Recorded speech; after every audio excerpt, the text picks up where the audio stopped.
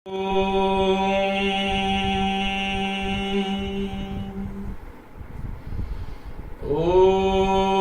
पूर्णमदः पूर्णमिदं पूर्णात् पूर्णमुदच्यते पूर्णस्य पूर्णमादाय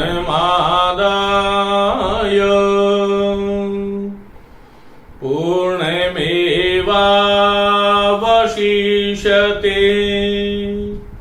पूर्णमेवावशिष्यते।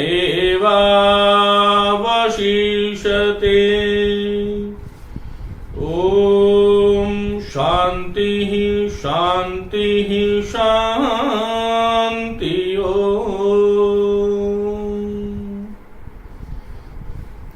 नमस्ते मित्रों, आप सभी का हार्दिक स्वागत।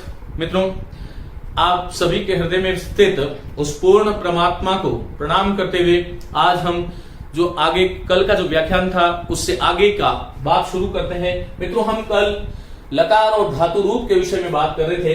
देखिए, ये हमारा बिंदु था, लकार क्या है इसके बारे में हमने बात कर ली कि संस्कृत में कुल मिलाकर के 10 लकार होते हैं। 10 लकारों में 5वां लकार जो लेट लकार है उसका प्रयोग वेद में होता है, और जो लिंग लकार है उसके फिर 2 भेद हो जाएंगे, विधिलिंग और आश्रयलिंग। और आप लोगों के पाठ्यक्रम में विधिलिंग है, और फिर लौकिक संस्कृत में 10 लकार हो गए। मानी 5वां लकार जो लेट लकार था वो यहां से 10 लकारों में से हट गया तो 9 रह गए, और 9 में से फिर जो लिंग लकार जो था उसके जो है फिर 2 भेद हो गए, विधिलिंग और आश्रयलिंग। तो लौकिक संस्कृत में पुनः 10 लकार हो गए। तो किसी भी दृष्टि से यदि आपसे पूछे कि संस्कृत में लकारों की संख्या कितनी है तो 10 ही होगी, यह हमें ध्यान रखना है। मित्रों, लकार कौन सा लकार किस अर्थ में और क्या उसका तरीका होता है, ये पूर्व के व्याख्यान में हमने भली भांति समझा। अब देखिए, हम बात करते हैं कि गण क्या होता है। मित्रों, क्या है कि महर्षि पाणिनि ने एक गण पाठ बनाया, और गण पाठ में हमारी जितनी भी धातुएं हैं इनकी कोई निश्चित संख्या नहीं है। कुल मिलाकर के हम ये कह सकते हैं कि संस्कृत व्याकरण में लगभग 2000 धातुएं हैं। उन 2000 धातुओं को 10 गण में बांट दिया, मानी 10 डिब्बे बना दिए, और जितनी भी धातुएं जो थी उनको हर एक डिब्बे में अलग अलग गण के रूप में बांट दिया। अब वो गण क्या है ये आपके पाठ्यक्रम में नहीं है, read first grade second grade में इत्यादि, इसलिए अभी यहां से इस गण के विषय में विस्तार से हम बात नहीं करेंगे। इतना बता देता हूं, 10 लकार है और 10 गण है।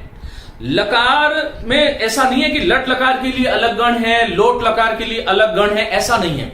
आप लोगों ने सुना होगा भवादिगण, अदादिगण, जुहत्यादिगण, तनादिगण, क्रियादिगण, चुरादिगण, इस प्रकार से जो है गण बना दिए, और गण बना करके जो है उन समस्त धातुओं को, जो 2000 धातुएं हैं, उन धातुओं को उन गणों में विभक्त करते हुए जो है विभाजित किया। मित्रों, इसका फायदा क्या था? क्योंकि गण जो है, देखिएगा, गण जो है उसका प्रत्येक गण का, जैसे भवादि गण है तो उसका प्रत्यय अलग है जिसको हम विकरण कहते हैं। जैसे शप प्रत्यय है, इसी तरह से शप है जिसको विकरण कह रहे हैं, शप है, स्ना है, श्लू है, स्नु है, शयन है। इस प्रकार से जो है प्रत्येक गण के अलग अलग विकरण है। और आपने ये देखा होगा कि देखिएगा, जैसे कुछ मैंने धातु लिख रखी है, लेकिन कुछ जैसे मैं रूप बताता हूं आपको, जैसे क्री है तो क्री का आपने देखा होगा ये करोति रूप बन रहा है। अस जो है वो दिवादिगण की धातु है जो है, इसलिए जो देखिएगा इसका रूप जो है वो अस्ति बनता है। लेकिन पठ में भी ठ हलन था, अस में भी स हलन था, इसका रूप पठति बना। मित्रों, शक धातु थी, और शक धातु को जब रूप चलाती है शक्नोति बना। तो आखिर ये इस प्रकार से दा धातु से ददाति कैसे बन गया, आ कैसे हो गया।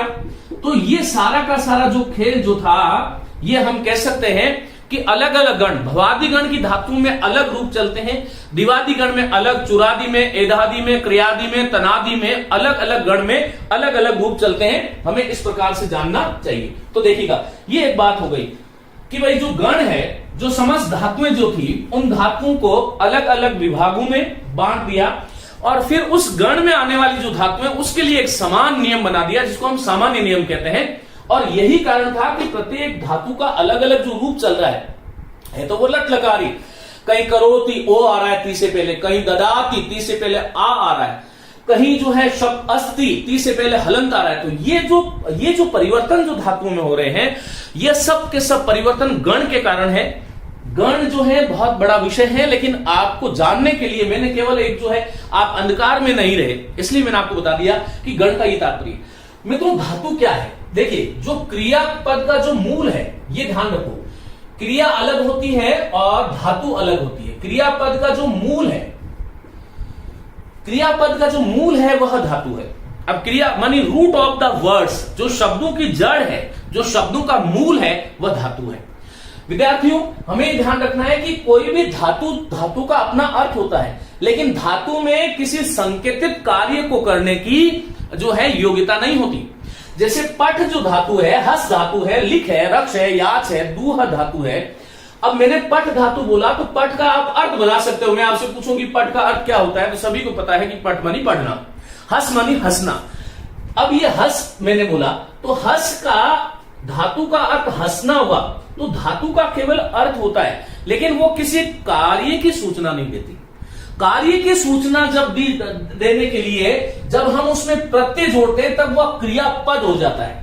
माने धातु को पद बनाने के लिए उसमें प्रत्यय जोड़ते हैं, और धातु में जो प्रत्यय जुड़ने वाले जो प्रत्यय हैं वो मोटे रूप से, देखो मैंने आपको कहा कि इन कक्षाओं में मैं इस प्रकार का संतुलन कर रहा हूं कि जो थोड़ा सा नहीं जानता है बिल्कुल भी, वह कुछ यहां से सीख ले, और जो संस्कृत का जिसको आरंभिक ज्ञान है वह जो है आगे आगे उसका जो ज्ञान है उसका थोड़ा वर्धन हो जाए। और इसीलिए देखिएगा, जैसे मैंने कहा कि धातु जो है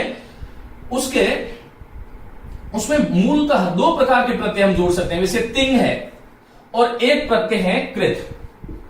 इन दो के बारे में बात करते हैं। हालांकि देखिएगा विकरण भी प्रत्यय है, सन इत्यादि, यंग इत्यादि बहुत सारे प्रत्यय हैं। एक में विकरण जरूर दे देता हूं आपको। तो ये तीन प्रकार के प्रत्यय, मूल रूप से तो दो ही हैं, लेकिन ऐसे हम कह सकते हैं और भी प्रत्यय होते हैं। सन, क्यप, क्यप, क्यंग, क्विप, णिच, बहुत सारे प्रत्यय धातु से जुड़ते हैं। लेकिन मूलतः यदि विभाजन करते हैं तो तिंग और तिंग से भिन्न जो प्रत्यय है वो कृत। आपने कभी ये सोचा, इस विकरण को भी हटा देते हैं अपन एक बार, तिंग और कृत। मित्रों एक धातु लेता हूं, देखिए पठ धातु लेता हूं। पठ धातु में तिंग से जो रूप बनता है वो पठति, पठिष्यति, अपठत, पठतु और पठित। ये जो रूप है, इस प्रकार के जो रूप है, ये धातु में तिंग प्रत्यय जोड़ने से प्राप्त होते हैं। अब देखिएगा, मैंने आपको ये बताया था लकार में कि 5 लकार आपके पाठ्यक्रम में है। एक तो लट लकार, एक लृट लकार, एक जो है लंग लकार, एक लोट लकार और एक लिंग लकार। ये 5 लकार है। और लिंग लकार में भी ध्यान रखिएगा, लिंग के पीछे विधि लगा दीजिएगा, विधिलिंग लकार, क्योंकि आश्रय लिंग का प्रयोग हमारे यहां पर होता है, लेकिन आश्रय लिंग से पूछा नहीं जाता प्रश्न, ये ध्यान रखिएगा। तो लट लकार का प्रयोग कहां होता है? कल हमने बताया था कि लट लकार जो है वर्तमान काल में होता है। लिट लकार का प्रयोग कहां होता है?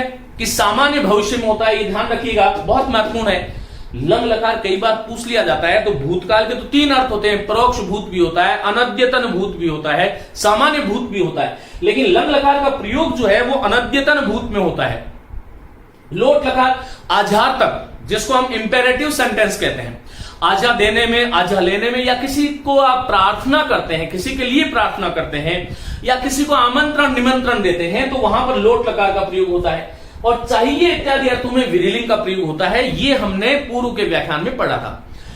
तो मित्रों अब ये देखिएगा, तिंग प्रत्यय जो है इससे जब जोड़ते हैं तो तिंग प्रत्यय जोड़ करके किसका निर्माण होता है? क्रियापदों का। तो हमें ये ध्यान रखना है कि तिंग प्रत्यय किस में जुड़ेगा? धातु में।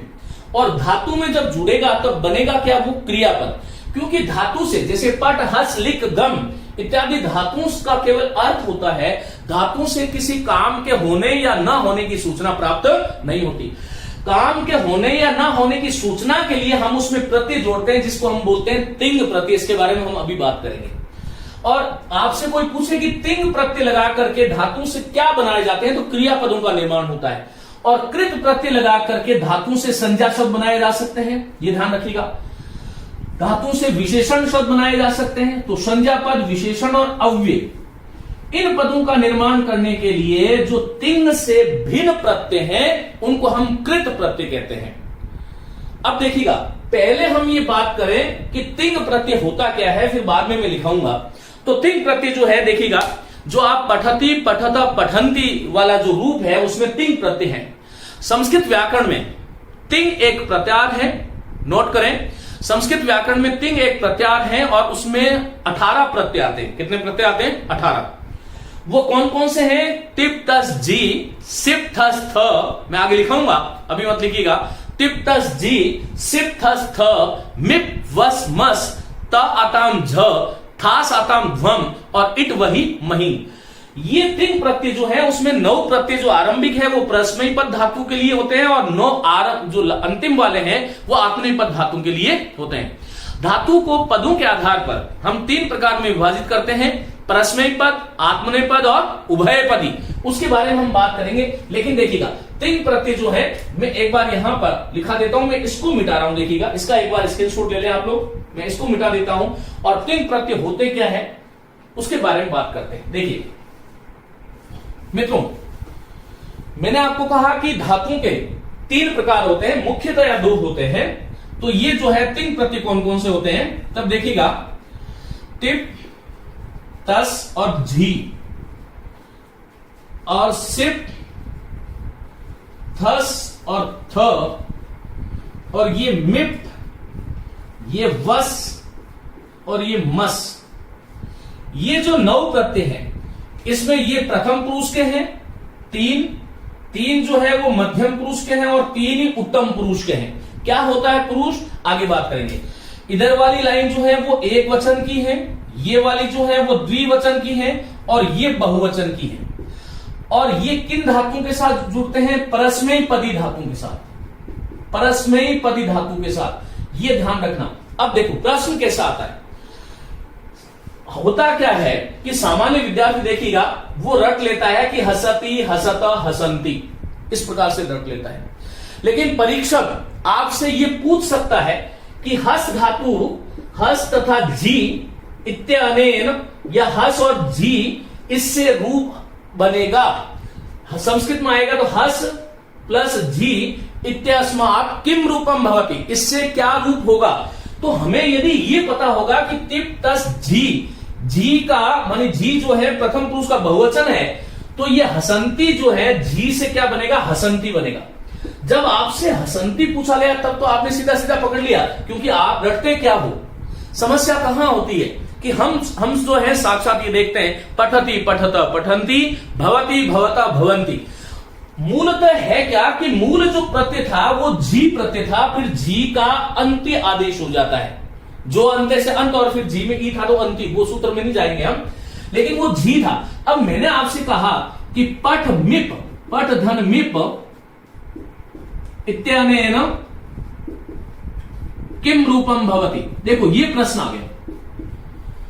यदि ये उल्टा प्रश्न इस प्रकार से आ गया तब हमें ये ध्यान रखना है कि मिप कहां है, उत्तम पुरुष का एक वचन है। तो हमने पढ़ा क्या है? पठामी। एग्जामिनर भी, परीक्षक भी वही पूछ रहा है, लेकिन हमारी समस्या क्या थी, क्योंकि हमने इनका रूप कैसे रटा था, पठती पठत पठंती, पठसी पठथ पठत पठामी पठाव पठाम। तो ये जो 9 घर हैं उसमें देखो प चला जाता है पठती, जहां जहां पर स देख रहे हो वहां वहां विसर्ग हो जाता है, तो इसका क्या होता है? देखो स का विसर्ग हो गया, ती हट गया, ये देखिएगा, और झी जो है उसका अंति बन गया, झी का अंति बन गया, अंति। यहां थस जो था इसका स जो है उसका विसर्ग बन गया, मिप का जो है प चला गया, वह के आगे विसर्ग बन गया, मस का स चला गया, स का विसर्ग बन गया, सिप का प चला गया, मिप का मिर चला गया। अब किसी भी धातु के साथ आप जोड़ सकते हो। अब देखिएगा, ती त अंति, सी थ थ, मी व मह। वस्तुतः इसका रूप किस तरह से था? इसका मूल जो उद्गम था वो ये था। अब शिक्षक भी क्या करते हैं, सीधा बच्चे को ये रटाते हैं कि ती त अंति। अरे भाई इसको आप ऐसे ऐसे मत करो। कारण यह है कि जब वह आगे जाकर के जो परीक्षाएं होती है,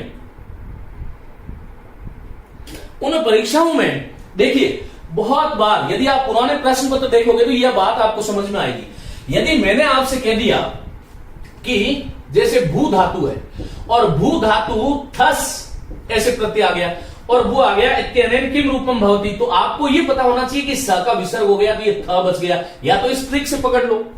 अब ये थ कहां आया कि मध्यम पुरुष का द्विवचन है, तो रूप क्या बन गया, भवतः। आपसे भवतः जब पूछा जाएगा तब तो आपको समस्या नहीं है, लेकिन आपसे जब भू और थस के बारे में बात करेंगे तब हमारी समस्या आ जाती है।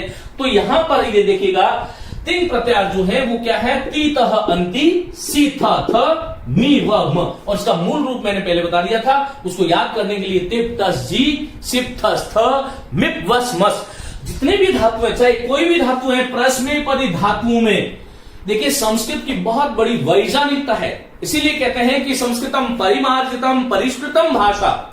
अतः कोई भी जो प्रश्नपद धातु होगी उसमें यही प्रत्यय लगेंगे, ये ध्यान रखना।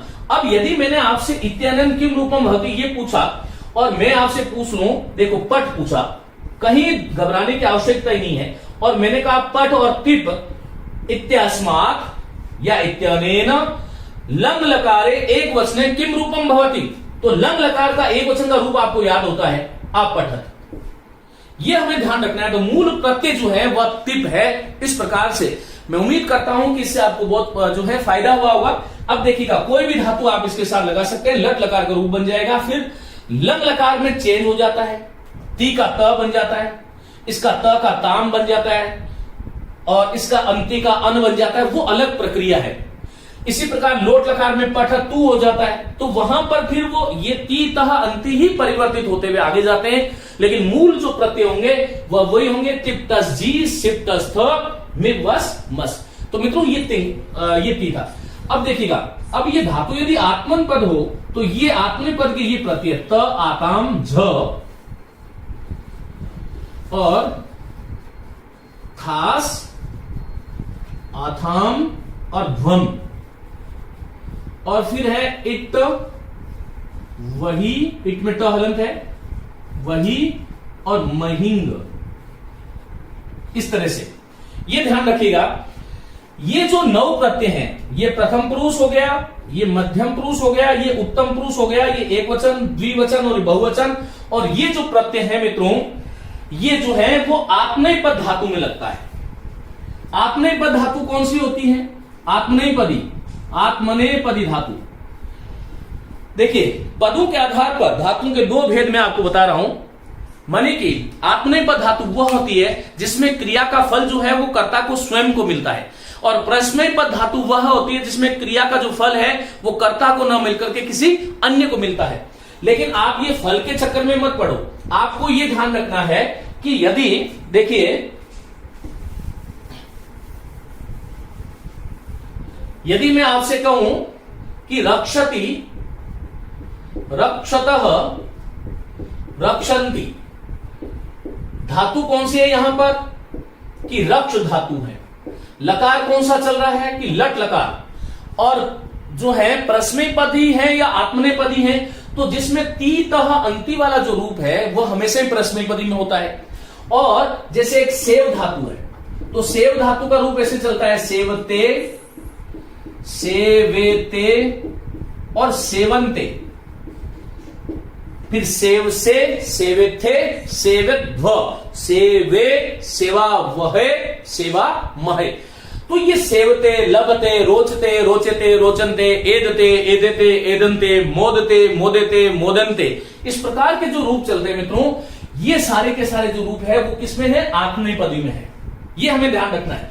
अब देखो आत्मनेपद मैंने आपसे कह दिया कि सेव धातु है, और सेव धातु में जो है मैंने आपसे कुछ भी कह दिया, जैसे मैंने आपको कह दिया सेव धातु में महिंग, सेव महिंग इत्यनेन लट लकारे उत्तम पुरुष बहुवचने किम रूपम भवति, तो महिंग प्रत्यय है, हमें पता है कि सेवा महे ये रूप बन जाएगा, तो सेवा महे। यदि आपसे सेवा महे रूप के बारे में पूछा जाएगा तो ये लट लकार है, सेव धातु है, आत्मनेपद है, उत्तम पुरुष है और उत्तम पुरुष का बहुवचन है। यह बताने में तो हमें समस्या नहीं आएगी, लेकिन ये यदि पूछ लिया गया तो यहां पर जो है विद्यार्थी भ्रम में पड़ जाता है कि महिंग क्या है, और इसलिए मुझे लगा कि मैं आपको थोड़ी सी जो लीक से हटकर के जो परंपरा जो हटकर के जो है उसके बारे में मैं आपको बताऊं, ताकि आप जो है तोता नहीं बने और आप जो है इसको सीख पाए। तो मित्रों एक बार फिर मैं बोल देता हूं, टिप तस जी, सिप थस थ, मिप वस मस, ता थम त अताम झ, था साताम ध्वम और इट वही मही। ये 9 नीचे वाले आत्मनेय पद के हैं, ये प्रश्नयी पद के हैं, एक वचन, द्विवचन, बहुवचन, प्रथम पुरुष, मध्यम पुरुष, उत्तम पुरुष। और ये ध्यान रखना, ऐसे धातु जिसमें ये प्रश्नयी पद के प्रति भी लग जाते हैं और आत्मनेय पद के लग जाते हैं, उस धातु का नाम है उभयपदी धातु। मानी कि प्रश्नयी पदी और आत्मनेय पद दोनों तरह से चलती है। देखिए जैसे मैं आज धातु पच बताता हूं, तो पच धातु जो है वो पचती, पचतः, पचंती ऐसे भी चलती है और पचते, पचेते, पचनते इस तरह से भी चलती है। तो हमें ध्यान रखना है, क्री धातु है तो क्री धातु के जो भी हैं उसके भी रूप जो है दोनों में चलते हैं। इसी तरह से री धातु जो है उसके भी दोनों तरह में चलते हैं। ऐसी धातु देखिए, इसकी परिभाषा आत्मनेय पद का जो है एक परिभाषा, एक सूत्र है। महर्षि पाणिनि ने ये कहा, अनुदातम गित आत्मनेय पदम। जो धातु अनुदात है और जिसमें ग की संज्ञा हुई है वो आत्मनेय पदी है। और उभयपदी कौन सी है? स्वरित यंत कृत्राभिप्राय क्रियाफले, मानी जो स्वरित धातु है और जिसमें यंत मानी जिसमें य की संज्ञा हुई है। ये हो सकता है कि सामान्य विद्यार्थी के लिए जो अभी बोल रहा हूं थोड़ा सा समझ में नहीं आया, कोई नहीं। स्वरित यंत कृत्राभिप्राय क्रियाफले, इस प्रकार से उभयपदी धातु कही। और शेषात कर्तरी प्रश्नयी पद, जो आत्मनेय पद नहीं है वो प्रश्नयी पद है। प्रश्नयी पद का अर्थ मैंने बता दिया, क्रियाफल जो दूसरों को मिलता है। आत्मनेय पद क्रिया का फल स्वयं को मिलता है। और उभयपदी जिसमें दोनों तरह से जिस धातु के रूप चलते हैं वह उभयपदी होते हैं। ये इसके प्रत्यय हैं। और इन प्रत्ययों को तिंग क्यों कहते हैं ये बता देता हूं। देखो, ये पहला प्रत्यय ती है, ये ती में ती शब्द है और अंत में महिंग में ये आपको दिखाई दे रहा होगा, महिंग में क ख ग अंग है। तो ये ती से लेकर के अंग तक एक प्रत्याहार बनेगा और इसको हम क्या बोलेंगे? तिंग। क्योंकि संस्कृत भाषा का सबसे बड़ा कौशल यह है कि संस्कृत सूत्रात्मक भाषा है और सूत्रात्मक भाषा का अर्थ ये होता है कि उसमें बहुत बड़ी बात को छोटे रूप से कह दिया जाता है, उसका अर्थ वही है। अब आप टिप्तस जी, सिप्तस ये सब कुछ बोलो या तिंग बोल दो, बात एक ही है। तो मित्रों मैंने आपको कहा कि धातु से तिंग प्रत्यय जो है क्रियापदों का निर्माण करने के लिए बनते हैं। अब किसी को ये जो है इसमें कोई संदेह नहीं होना चाहिए कि मूल धातु थी और उसको क्रियापद यदि हमें बनाना है तो कौन सा प्रत्यय जोड़ेंगे? हम तिंग प्रत्यय जोड़ेंगे। चलो इस बात को मैं यहां पर एक बार मिटा रहा हूं। दूसरा, इसको हटा देता हूं मैं, देखिएगा दूसरा जो है, दूसरा प्रत्यय कौन सा है जिसको हमने कहा कृत प्रत्यय। देखिए धातुओं के रूप आप दो तरह से देखते होंगे। एक तो जैसे मैंने आपको कहा पठती, हसती, लिखती, गच्छति, आगच्छति, रक्षति, इस प्रकार से। एक आपने ये देखा होगा इस तरह से रूप होता है पठितुम, हसितुम, गंतुम, रंतुम, हंतुम, नर्तितुम, इस प्रकार से रूप होता है, पठितुम होता है। इसी प्रकार से एक होगा पठित्वा। कहीं कहीं आपने पठनीय, पठनिया, पठनियम, इस प्रकार से पठनियम, पठनिया, पठनियम देखा होगा। कहीं पर आपने इस धातु का पठितव्य रूप देखा होगा, कहीं पर पठितव्यम रूप देखा होगा, कहीं पर आपने इसका रूप पाठ्य इस रूप में देखा होगा। इसी पाठ्य से इससे पाठक बन गया, ये देखो संज्ञा शब्द बन गया पाठक। अलग अलग रूप, इसी तरह से बहुत सारे रूप और बन सकते हैं। मैं अभी आपको उधर जो है पूरी तरह से लेकर के पठन रूप बन जाता है, पठन है, पठंती है, पठंती दीर्घ वाला। तो ये सब के सब इसी तरह से पठित रूप आपने देखा होगा, इसी तरह से पठितवान रूप आपने देखा होगा। तो ये सारे के सारे पठ्यमान इस प्रकार से रूप देखा होगा। ये सारे के सारे जो रूप है ये क्या है? तो ये कृत प्रत्ययों का खेल है। और कृत प्रत्यय देखो, जैसे तिंग प्रत्यय लगा करके धातु से क्या प्राप्त करते हैं हम? बोलिए, क्रियापद। तो कृत प्रत्यय लगा करके क्या प्राप्त करते हैं? संज्ञा शब्द भी बन जाता है कृत प्रत्यय लगने से, और फिर विशेषण शब्दों का निर्माण भी होता है, और कृत प्रत्यय लगा करके अव्यय भी बन जाते हैं। मित्रों बहुत महत्वपूर्ण बातें हैं ये, यदि आप समझ रहे हो तो। मैंने आपको कहा कि तिंग लगाओगे तो धातु से क्या बनेगा? क्रियापद। और कृत प्रत्यय जोड़ोगे तो धातु से संज्ञा, विशेषण और अव्यय पद बन जाते हैं। इसमें संज्ञा और विशेषण का जो शब्द कृत प्रत्यय जुड़ करके जो इस धातु का रूप जो बनता है, संज्ञा या विशेषण रूप, उसका सातों विभक्तियों में रूप चलता है। देखिए, जैसे मेरे पास धातु थी गम और मैंने उसमें कता प्रत्यय जोड़ दिया तो रूप क्या बन गया? गतः, पुल्लिंग में। स्त्रीलिंग में क्या बना? गता। और नपुंसक में क्या बन गया? गतम बन गया। मैं आपको कुछ कुछ चीजें बता रहा हूं ताकि आपका एक बार जो है पूरा प्लेटफॉर्म तैयार हो जाए। अब इस गतः के सातों विभक्ति में रूप चलेंगे। गता के, इसके राम की भांति, इसकी लता की भांति, इसकी फल की भांति। गतम गते गतानि, गतम गते गतानि। इसी राम राम रामा होता है तो गतः गतौ गताः। तो धातुओं के भी रूप चलते हैं। धातु पुरुष में चलती है वह अलग बात है, लेकिन धातुओं के भी रूप चलते हैं, ये हमें ध्यान रखना है। लेकिन कौन से धातु के रूप चलते हैं?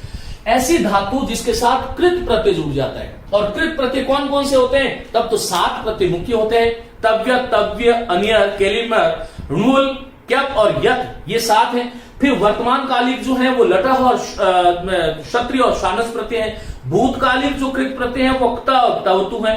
पूर्वकालिक जो है वो क्त्वा और ल्यप है। इस प्रकार से अलग अलग प्रत्ययों का निर्माण से हम एक ही धातु के कितने रूप बना दिए।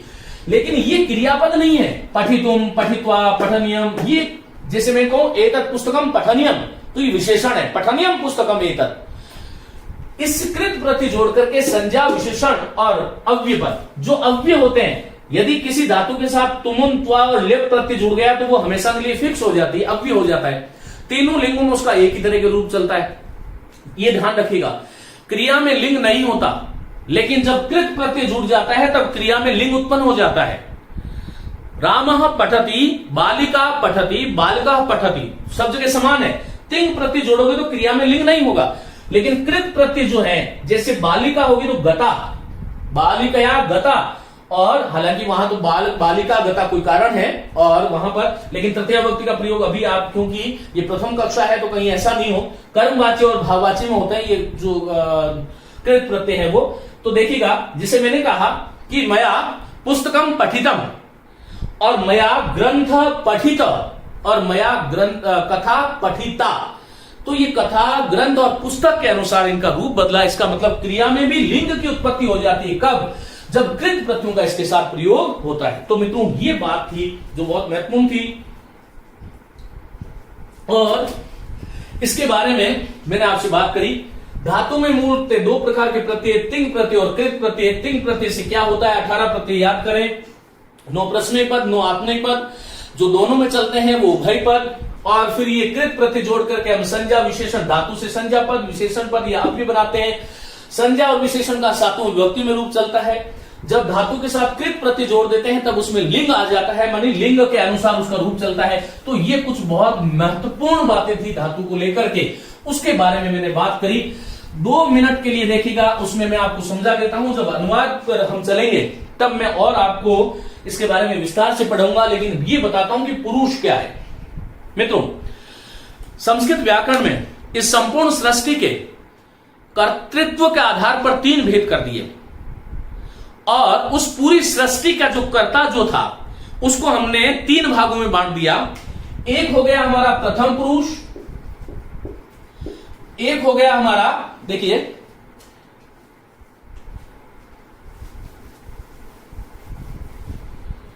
एक जो है वो हो गया हमारा प्रथम पुरुष,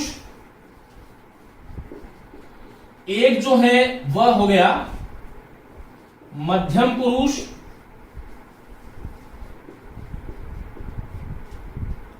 और एक जो है वो हो गया उत्तम पुरुष।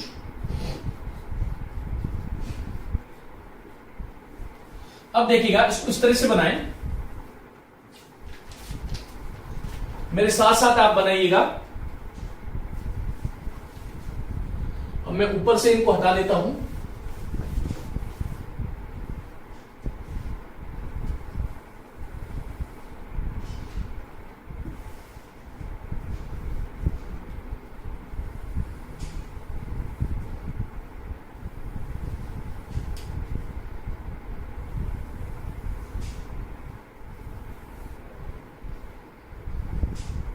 मित्रों, यहां पर देखिएगा, सभी धातुएं जो हैं वचन कहते हैं संख्या को। कोई संख्या 1 है तो एक वचन, यदि 2 है तो उसके लिए संस्कृत की ये विशेषता है द्विवचन, और किसी भाषा में संप्रति नहीं है भारतीय भाषाओं में, और फिर 2 से अधिक है तो बहुवचन।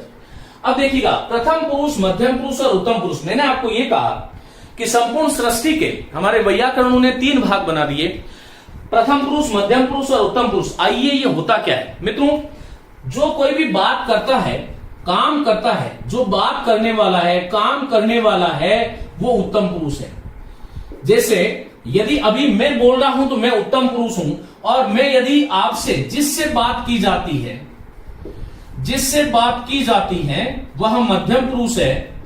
और ध्यान रखें, चेतन या अचेतन जिसके बारे में बात की जाती है, जिसके बारे में बात की जाती है वह क्या है, मध्यम प्रथम पुरुष है। तो ये 3 पुरुष की प्राकल्पना, ये ध्यान रखिएगा। संस्कृत व्याकरण को यदि मैं ये कहूं कि संस्कृत व्याकरण का संपूर्ण अनुवाद यहां से शुरू होकर के यहां पर समाप्त हो जाता है, तो कोई यहां पर अतिशयोक्ति नहीं है।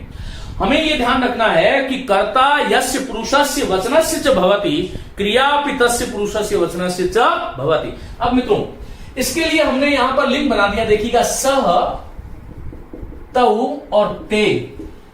इसके लिए बना दिया हमने त्वम, इसके लिए युवाम, और इसके लिए यूयम, यू बड़ा होता है, ध्यान रखिएगा। इसके लिए हमने कहा अहम, आवाम और वयम। ये हमने 9 चिन्ह बनाए, ये 9 चिन्ह जो है वो पुरुष है। अब आपको ये ध्यान रखना है कि मध्यम पुरुष जिसे हम युष्मत् कहते हैं, नोट करें, मध्यम पुरुष जिसे हम युष्मत् कहते हैं, उत्तम पुरुष जिसे हम अस्मत् कहते हैं, इसमें केवल और केवल ये देखिएगा, मध्यम पुरुष में दुनिया की केवल 3 ही चीजें आएंगी पूरी अखिल ब्रह्मांड में। त्वम, युवाम, यूयम, मानी त्वम मानी तुम, युवाम तुम दोनों, यूयम तुम सब। उत्तम पुरुष में अहम, आवाम और वयम। अहम मानी मैं, आवाम हम दोनों, वयम हम सब। त्वम तू, युवाम तुम दोनों, यूयम तुम सब। अहम मैं, आवाम हम दोनों, और वयम हम सब। तो ये देखो पूरी की पूरी जो यहां पर देखो, मध्यम पुरुष जो है उसका अर्थ निश्चित होता है।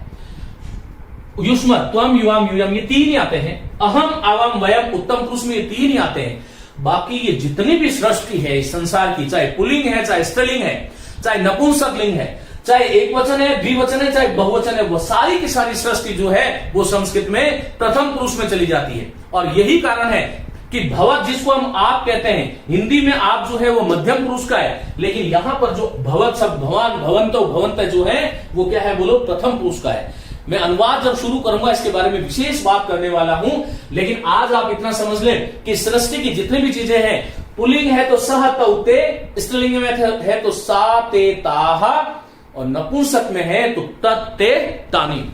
इस तरह से, इसी तरह से गृहम गृहे गृहाणी, बालकः बालकौ बालकाः, नदी नद्यौ नद्यः, पर्वतः पर्वतौ पर्वताः। इस संसार की जितनी भी चीजें हैं वह सारी की सारी कहां चली जाती है, प्रथम पुरुष। इदानीम अहम वार्तां करोमि, अहम पाठयामि, अतः अहम उत्तम पुरुषः अस्मि, मैं उत्तम पुरुष हूं। भवन्तः माम कथाम शृण्वन्ति, मैं आपसे बात कर रहा हूं, इसलिए आप क्या हो गए, मध्यम, मानी तुम मध्यम पुरुष हो गए। और मैं किसके बारे में बात कर रहा हूं, लकाराणाम विषय वार्तां करोमि, अतः लकार व संस्कृत विषय अत्र किमस्ति, प्रथम पुरुष। क्योंकि तुम निश्चित हो, मैं निश्चित हूं, बाकी संसार जो आती है वह सारी की सारी प्रथम पुरुष में आ जाती हैं। यह हमें ध्यान रखना है। और संस्कृत इसीलिए कहते हैं कि बहुत सरल है मित्रों। देखिए, मैं कोई एक धातु लेता हूं, मैं सबसे सरल धातु ले लेता हूं, स के साथ में पट ही ले लेता हूं, या पट मैंने लिखा दी कुछ और ले लेता हूं। देखिए, मैंने आपको कहा हस धातु का हसती, यहां पर क्या होगा, हसतः, और यहां पर क्या होगा, हसंती। मित्रों देखिए, कोई भी धातु लट लकार में करोति, कुरुतः, कुर्वन्ति, वो रूप आपको याद करना पड़ेगा, मैं आपको बताऊंगा। लेकिन हसती, हसत, हसंती, यहां पर क्या होगा, बोलो, हससी, यहां पर क्या होगा, हसत्थ, और यहां पर हसत, यहां पर हसामी, यहां पर हसावह, और यहां पर हसामह। अब मित्रों देखिए, हमें छोटे छोटे वाक्य बनाने सीखने हैं। यदि मैं आपसे कहूं कि वह हंसता है, तो आपको यह ध्यान रखना है कि वह आ गया, त्वम और अहम को छोड़कर के कोई भी चीज आएगी वह प्रथम पुरुष में है। तो सह के साथ में वह को क्या बोलते हैं, सह, और क्या वो बोलेंगे हम, सह हसती। वह हंसती है तो सा हसती, और मित्र हंसता है या कोई नपुंसक है तो तत् हसती। वे दोनों हंसते हैं तो तव को क्या कहते हैं, वह दोनों, तो तव के साथ में क्या जोड़ गए, तव हसतः। और वे सब हंसते हैं ते हसंती। अब इसको ऐसे सुनो, मैं आपसे कहता हूं कि बालक हंसता है तो उसका मतलब बालक एक है, बालकः हसति, दो बालक हंसते हैं तो या तो द्वौ बालकौ कर दो, या बालकौ का अर्थ ही दो बालक होते हैं, बालकौ हसतः, और बहुत सारे बालक हंसते हैं तो बालका हसंती। चलो हम एक गेम खेलते हैं, मैं आपको धातु बोलूंगा, आप अपने अपने साथ साथ में आपको इसे करना है। जैसे मैंने आपको कहा क्रीड का मतलब होता है खेलना, एक धातु है क्रीड, एक तो क्रीड नहीं होती है, क्रीड धातु है। तो इसके रूप कैसे चलते हैं देखो, क्रीडति, यहां पर हससी है तो यहां पर क्या करोगे, क्री बड़ा, फिर क्रीडसी, हम इसको क्रीडसी कर देते हैं, ये रसी नहीं है, ये डसी है, तो ये ध्यान रखना है, क्रीडसी। और यहां पर क्या होगा, क्रीडामी, क्रीडामी नहीं होता, क्रीडामी। यहां पर देखो इसको बना सकते हो आप क्रीडतः, और यहां पर क्या होगा बोलो, क्रीडंती, यहां पर क्रीडसी हो गया, यहां पर क्या होगा, क्रीडतः, क्रीडतः, और यहां पर क्या होगा, क्रीडथ, क्रीडामी, क्रीडावह, क्रीडामः। तो ये मित्रों इस तरह से होगा, देखो हसति हसत हसंती, हससी हसथ हसत, हसामी हसाव हसामः। इस तरह से हमें इनको ध्यान रखना है कि ये इस प्रकार से इनका रूप चलता है। अब मैं ये सारे का सारा कौन सा लकार की बात कर रहा हूं, लट लकार की बात कर रहा हूं। मैं आपको आज तरीका देना चाहता हूं, आगे के जो व्याख्यान होंगे पूरे अनुवाद केंद्रित होंगे, वहां से आपको संस्कृत सीखने को मिलेगी। तो ये ध्यान रखिएगा, जैसे मैं कहता हूं कि बालक खेलता है, अब संस्कृत अपने आप बनाओ, बालक यहां मध्यम पुरुष में नहीं आएगा, उत्तम पुरुष में नहीं आएगा, किस में आएगा, प्रथम पुरुष में। मध्यम पुरुष में तीन ही आते हैं, कौन कौन से, त्वम, युवाम और यूयम। उत्तम पुरुष में तीन ही आते हैं, अहम, आवाम और वयम। बाकी सारी की सारी जो सृष्टि है, संसार में जो कुछ भी है, जड़ या चेतन, वह सारा का सारा समुदाय, वह सारे के सारे वस्तु पदार्थ, चिंतन विचार, चेतन अवचेतन, मूर्त अमूर्त, सब कुछ कहां है, प्रथम पुरुष में। क्योंकि देखो मैंने कहा कि जो बात करता है वो उत्तम पुरुष है, जिससे बात की जाती है वो मध्यम पुरुष है, जिसके बारे में बात की जाती है वह प्रथम पुरुष है। जब भी हम बात करते हैं तीन लोगों की आवश्यकता होती है, क्योंकि यदि अकेले आप बात करने लग गए तो लोगों को डाउट होगा, अकेला कैसे बात हो रही है, कुछ गड़बड़, साइकोलॉजिकली प्रॉब्लम नहीं है। बात करने के लिए दो लोगों की तो आवश्यकता, दो तो सामने सामने आनी चाहिए। तो जो जिससे बात की जाती है वो उत्तम पुरुष है। और याद रखना, मैं हम सबका चरित्र चित्रण कर रहा हूं, जब भी हम दो मिलते हैं तो किसी तीसरे के बारे में बात करते हैं। वो तीसरा कौन है, प्रथम पुरुष।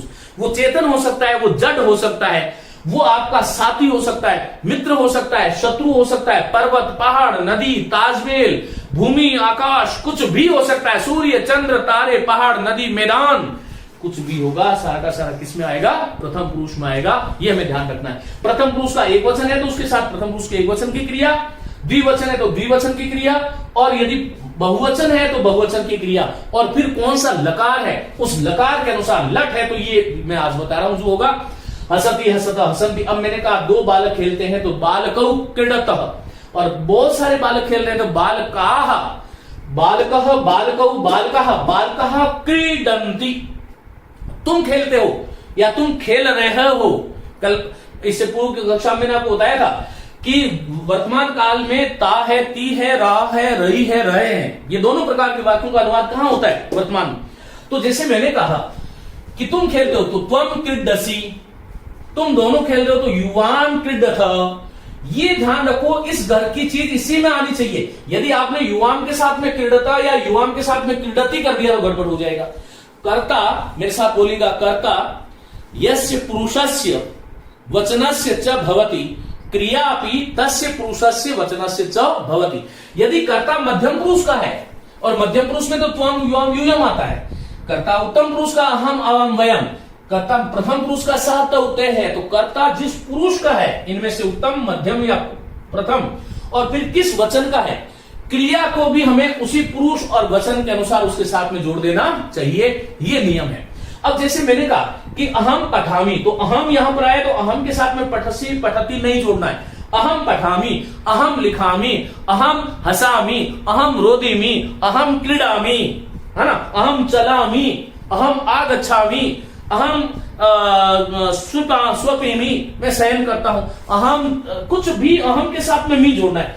आवाम क्रीडाव, आवाम हसाव, आवाम चलाव, आवाम पठाव, वयम पठाम, वयम हसाम, वयम लिखाम, वयम रक्षाम, वयम याचाम, वयम पचाम, सारे के सारे यहां पर वयम के साथ यही गहरा आएगा, ये ध्यान रखो। आवाम के साथ में यही आएगा, अहम के साथ में ये, त्वम के साथ में ये, युवम के साथ में ये, यूयम के साथ ये, ते के साथ में, तौ के साथ में, स के साथ में।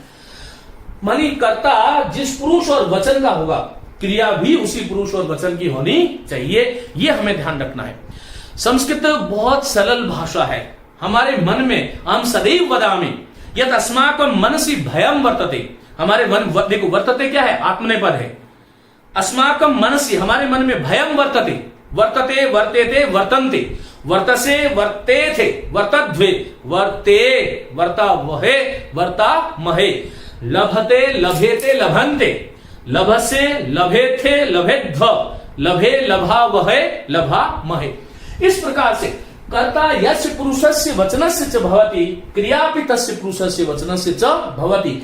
ये महत्वपूर्ण बात थी जिसके बारे में हम बात कर रहे थे। तो हमारा देखिएगा लकार के बारे में हमने बात करी, हमने मित्रों गण के बारे में बात करी। गण क्या होता है, तो 10 होता है। कुल लकार जो है वो 10 होते हैं, काम के 5 हैं। फिर हमने जो है धातु के बारे में बात करी, धातु से हम क्रियापद कैसे बनाते हैं उसके बारे में बात करी। संज्ञा, विशेषण और अव्ययपद कैसे बनाते हैं, तो कृत प्रति जोड़ के बनाते हैं, इसके बारे में बात करी। फिर हमने पुरुष क्या होता है संस्कृत में उसके बारे में बात करी, और वचन के बारे में भी हमने बात करी। अब देखिएगा ये कुछ धातुएं जो आपके पाठ्यक्रम में सम्मिलित कुछ मुख्य धातुएं हैं। अब आगे की कक्षा में मैं इन धातुओं के रूप ही बताऊंगा 5 लकारों में, साथ में वाक्य में प्रयोग हमें कैसे करना है उसके बारे में बात करूंगा। मैं आपसे उम्मीद करता हूं कि आगे की कक्षा में जब आऊं उससे पहले ये जो चीज है वह आपकी क्लियर होनी चाहिए। देखिए भू जो है उसका अर्थ क्या है, प्रत्येक धातु का अर्थ है, ये देखिएगा, ध्यान रखिएगा। हालांकि धातुओं के फिर कर्म के आधार पर अकर्मक, सकर्मक और द्विकर्मक ऐसा भेद भी होता है, जिसमें कर्म की सदैव अपेक्षा रहती है बस सकर्मक है, जिसमें कर्म की आवश्यकता नहीं होती वो अकर्मक है, और जिसमें कुछ धातुएं ऐसी होती है जिसके 2 कर्म होते हैं वो द्विकर्मक है। अकर्मक, सकर्मक, द्विकर्मक क्या होती है ये उसके बारे में बात करेंगे आगे की कक्षाओं में। कुछ धातुएं सेट होती है, कुछ धातुएं वेट होती है, कुछ धातुएं अनिट होती है, क्या है ये मामला उसके बारे में हम बात करेंगे। और अभी ये कुछ धातुएं हैं जो मैंने प्रत्येक परीक्षा के पाठ्यक्रम में, चाहे वो रीट हो चाहे सेकंड ग्रेड हो, इस प्रकार के पाठ्यक्रम में जो महत्वपूर्ण धातुएं हैं उसके बारे में आइए हम बात करते हैं, इनका अर्थ हम जानते हैं पहले। मित्रों भू का अर्थ वर्तमान या भू का अर्थ होना होता है, जो वर्तमान अस्तित्व है उसको हम भू कहते हैं। इस जो है एक ये महत्वपूर्ण बात है, यहां पर ये बहुत महत्वपूर्ण बात है। कुछ धातुएं जो है वो अपना रूप बदल लेती है, तो इस जो है उसका इच्छ हो जाता है, छ हलंत होता है, तेज का तेज रहता है, जी जो है उसका जय बन जाता है, जय, दृश्य जो है उसका पश्य बन जाता है। देखो बहुत महत्वपूर्ण है, इन चीजों को आपको आज याद करना है। गम जो है उसका क्या बन जाता है, गच बन जाता है। इसमें सब में ये हलंत होता है, मैं किसी कारणवश के साथ हलंत लिख नहीं रहा हूं, ये ध्यान रखिएगा। हलंत होता है सब में, मैं हलंत लिख नहीं रहा हूं कोई कारण। स्ता जो है उसका पश्य हो जाता है, दा जो है उसका दद हो जाता है, री जो है री गति अर्थ में उसका रिच हो जाता है, सद जो है उसका सीध हो जाता है, पा जो है उसका पिप हो जाता है। और बहुत महत्वपूर्ण बात देखो, ये र है प्रच और ये प्रिच बन जाता है, ये जी जो है उसका जय बन जाता है, नी जो है उसका नय बन जाता है। कद के बारे में अभी बात नहीं करेंगे। दा का तो हो गया, दा हो गया है, कोई नहीं, हा लिख देते हैं या कुछ और लिख देते हैं, दम रक्ष याच लिख देते हैं। ये देखिएगा भू जो है उसका भाव हो जाएगा, लेकिन वो होता किसमें, सार्वधातुक लकारों में होता है। मानी लट लकार में, लोट लकार में, लंग लकार में और लिंग लकार में मैंने जो रूप लिखे हैं वह रूप हो जाते हैं। अब मित्रों देखिएगा, हम कुछ और आगे बात करते हैं। मैं इन सब धातुओं का पहले आपको अर्थ बता देता हूं, आप ध्यान से सुनिएगा। भू सत्तायाम ऐसी धातु है, भू जो है वो सत्ता अर्थ में आती है। इस प्रकार भू सत्तायाम इस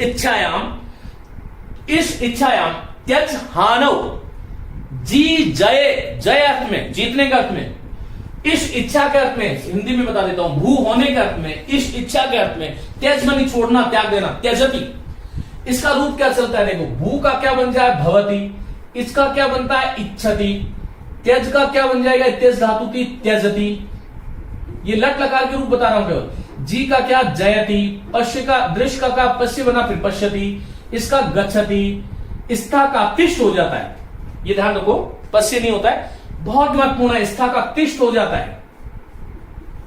और तिष्ठ में ठ हलंत होगा, लेकिन मैंने लिखा नहीं है, वो कर्तरी शब्द से सप आ जाएगा। तिष्ठति, दा से ददाति, री से रिच्छति, सी से सीदति, पी पा से पीब और पीबती, प्रच से पृच और पृछति, जी से जय और जयति, नी से नय और नयति। देखो कितना सरल है। तो हमें ये ध्यान रखना है कि इनके रूप ये है।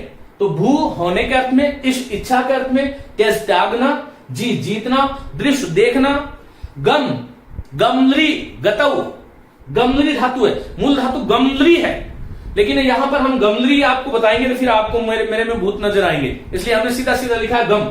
और गति अर्थ में, जाने अर्थ में, स्था मानी पोज, जहां पर है वहीं पर रुक जाना, स्था रुकना, ठहरना।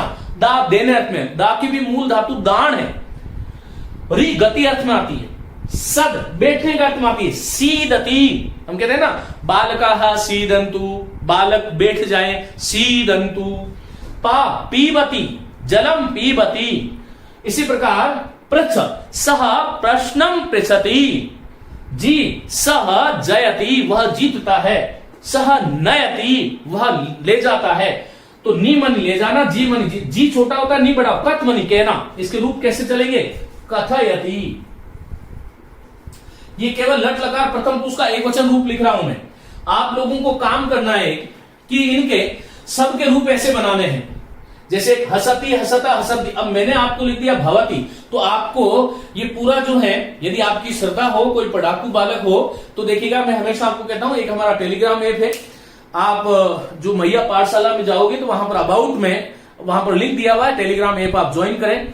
उस ग्रुप में केवल शिक्षण से संबंधित बातें होती है, संस्कृत से संबंधित बातें होती है, बहुत लाभदायक है। वहां पर आप चाहो तो अपना पूरा पीडीएफ बना के भेज सकते हैं, जहां पर गलती होगी मैं चेक करूंगा, ध्यान रखिएगा। मैंने पूरा समर्पण आपके साथ दिखाया है, आप लोगों का समर्पण भी मुझे चाहिए, ये ध्यान रखिएगा। और यदि किसी की इच्छा हो तो आप पीडीएफ के रूप में वहां पर फॉर्मेट बना करके, और यूट्यूब में मैसेज में भी आप देख सकते हैं, वहां पर आप अपने आप को चेक कर सकते हैं। चूर जो है उसका बनता है चोरयति। अब आपको मैंने कहा कि नयति, अब आपको बनाना नयति, नयत, नयंती, नयसी, नयथ, नयथ, नयामि, नयाव, नयाम, इस प्रकार से बनाना है। याच जो है उसका याचते, याचते, याचती भी होता है, ये उभयपदी धातु है, ध्यान रखना। लब जो है उसका बनता है लभते, लब मनी प्राप्त करना, लभते, लभेते, लभंते, मैंने रूप लिखा है, सेवते, सेवते, सेवंते, ऐसे बनाना है। सेव का यहां पर भी मूल धातु तो शिववी है इस प्रकार से, लेकिन सेव तो सेवते, सेवते, सेवते, सेवंते, इस प्रकार से। मुद से मोदते, मुद प्रसन्न होने को कहते हैं, मुद रुच रोचते, बालकाय मोदकम रोचते, बालकाय मोदकानि रोचन्ते, इस प्रकार से। रोचते अच्छा लगने के अर्थ में आता है, रोचते। जन जायते, ये ध्यान रखना, जन जायते। गोमयात वृश्चिक जायते, गोमय गोबर से बिच्छू पैदा होते हैं, गोमयात वृश्चिक, जन पैदा करने के अर्थ में। वर्ध वर्धते, श्याम वर्धते, श्याम वर्धित हो रहा है। नम सह नमति, अच्छा ये भी उभयपदी, नमते, नमते, नमनते भी होता है। सह ईश्वरम नमति, वह ईश्वर को नमन करता है। क्री जो है उसका करोति, कुरुतः, कुर्वन्ति, करती, करता, करंती मत करना इसको, करोति, कुरुतः, कुर्वन्ति, करोषि, कुरुथा, कुरुत, करोमि, कुर्वः, कुर्मः, इस प्रकार से। व्री जो है ये वृणोति बन जाता है, व्री, वृणोति, वृणुतः, वृणंति, इस प्रकार से। धी जो है इसका धरोती नहीं बनेगा, ये धरती बनता है। मृ जो है उसका मरति बनता है, मरोती नहीं बनता है। मरति मरतः मरंति, सह मरति वो मर रहा है, तऊ मरतः ते मरंति। इस प्रकार से शब्द जो है उसके 3 प्रकार से रूप चलते हैं, लेकिन मैं यहां पर एक ही रूप लिख रहा हूं, शक्नोति शक्नुतः शक्नुवंती। बहुत महत्वपूर्ण रूप है, परीक्षा में पूछा जाने वाला रूप है। शक्नोति शक्नुतः शक्नुवंती, शक्नोषि शक्नुथ शक्नुत, शक्नोमि शक्नुवा शक्नुम। क्रुद्ध जो है उसका क्रुध्यति क्रुध्यति, इस प्रकार से ये रूप बन जाएगा। निंद जो है निंदयति, रक्ष से रक्षति, पा से पीबती। इसी प्रकार से दूह जो है उसका दोग्धी, हन जो धातु है उसका पहला ही रूप हंती बनता है। धातु रूप बहुत महत्वपूर्ण है, ये ध्यान रखिएगा। यदि हम अनुवाद करें तब भी, यदि हम किसी प्रकार का कोई प्रकरण पढ़ते हैं तब भी बहुत महत्वपूर्ण है, ये हमें ध्यान रखना है कि इस प्रकार से ये चलता है। तो मैंने आपको भू बताया, भवती बता दिया, आगे एक रूप आपको लिखने हैं, जहां पे आपकी समस्या है उसके बारे में बात करेंगे। आगे की कक्षा में मैं अनुवाद के विषय में विस्तार से बात करने वाला हूं, साथ में इन धातुओं के रूप किस प्रकार से चलते हैं, कहां कहां पर परिवर्तन होते हैं, उनके बारे में हम बात करेंगे। मेरी आपको सभी को बहुत सारी शुभकामनाएं। मित्रों, आज की कक्षा जो है, मैं क्योंकि देखिए हमारा भी एक मॉरल बन जाता है और आज स्वास्थ्य ठीक नहीं था, तब भी मैं आप बता रहा हूं, जब कक्षा ले ली तब भी मुझे लगा नहीं, बहुत सारे विद्यार्थी हैं जो प्रतीक्षा करते हैं और मुझे कहते हैं कि सर हमें अब जो है कहीं लगने लगा है कि इस बार हम निश्चित रूप से सफल होंगे। मेरी आपको बहुत सारा आशीष, बहुत सारी शुभकामनाएं। शुभम भूयात्, शुभास्ते पंथा न सन्तु। नमस्ते।